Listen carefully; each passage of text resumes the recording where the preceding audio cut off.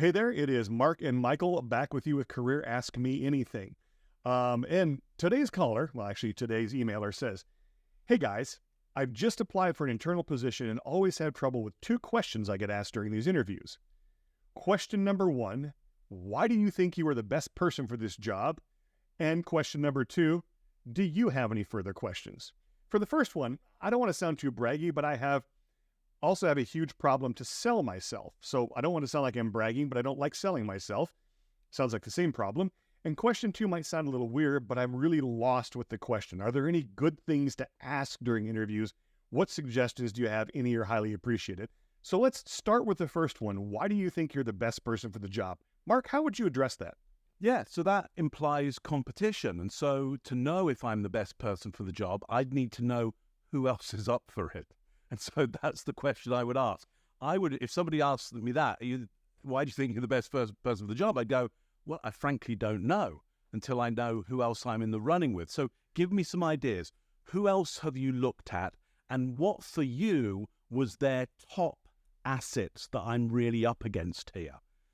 I'm just trying to do an intelligence piece of work there and go, right, you tell me some stuff and then I'll know how properly to place myself in this situation, because otherwise, I don't care whether it's bragging or not, but it's bragging kind of into thin air. I don't care about bragging if I know I'm bragging at the right target, essentially, but I don't know the target at this point. Michael, where would you go with that one? Well, first of all, I love that as saying, kind of what am I up against? What are other people doing? What do they come in? That gives you an idea of how to respond and what they value so you can respond to it. I guess the other thing, Mark, that I would think about is think why you're the best person. To say, well, I'm not sure I'm the best person, but I can certainly tell you why I think I'd be really good for this job, but also why I think I will get better. Mm-hmm. And this kind of relates to a conversation we had with someone earlier, but really not only sharing, here's me today, but here is how I journey in jobs. Here is how I travel and mature and grow in jobs, and being able to give some examples of that, because people are always wanting to, get more than they're paying for when they're buying something, right? So they're hiring a new employee. If you talk about what you can do for them now, but how you continue to evolve and move through jobs, I think that can be really powerful too. And as far as the whole thing around, bragging, again, it's one of those things that some people are very comfortable saying, look, I'm great at this, and this, and they don't worry how it comes across. Some people don't like to do that. It's just not part of their nature, their character, how they were raised, what they feel comfortable with. You've heard me say this, Mark, 100 times. Hide in plain sight. Say, look, I don't want to come across as like I'm bragging or telling you I'm the greatest thing since sliced bread. But here are a few things I do know about myself to be true that I think are valuable. And share those things. Share them sincerely. Share them from the heart. You won't come across as bragging. Bragging usually comes across as overblown or insincere. If you come across as sincere about what you're doing, I don't think people generally are offended, especially when they've asked you the question. Now, she's got another a question in there that was, well, do you, person being interviewed, do you have further questions? Or what questions do you have for us? And I've heard this one a lot before. People say, ooh, you have to go in prepared with really good questions to ask them to show them how smart, intelligent, funny, talented, and good at being a dancer you are, or something like that. I don't know. What do you think about going in armed with your questions? What's your take on that, Mark? Well, I think if you genuinely have things that you don't know, which means that you're going to be at a loss, potentially not giving the best interview or not getting the information that you need in order for you to make a decision. So if you've got things that you don't know, which will stop you presenting yourself at your best or being able to make the decision, I would be asking those questions, because it's a benefit to everybody. And if you don't have those, now, once again, I'm in the realm of gathering intelligence. So for me, this might sound a bit like this. Yeah, I do have a question. What is it that I don't know yet about this role or anything around this job that may have caused me not to show myself in a way that I should to you in order to win this position and win your trust?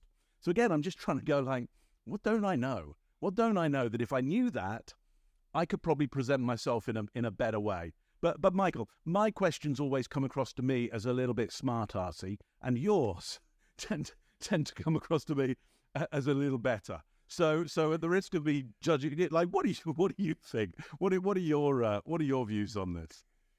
Well, we must be two smart asses together then, Mark, because I thought it was a great question. Gathering the information, I mean, asking the real questions. What you don't want to do is come in with the BS question, the one that's obviously designed, well, I want to know, how could I even be greater than the greatest person ever? Or, oh, tell me about you and your family. I mean, you don't want to come in with the BS question. It needs to, again, be authentic.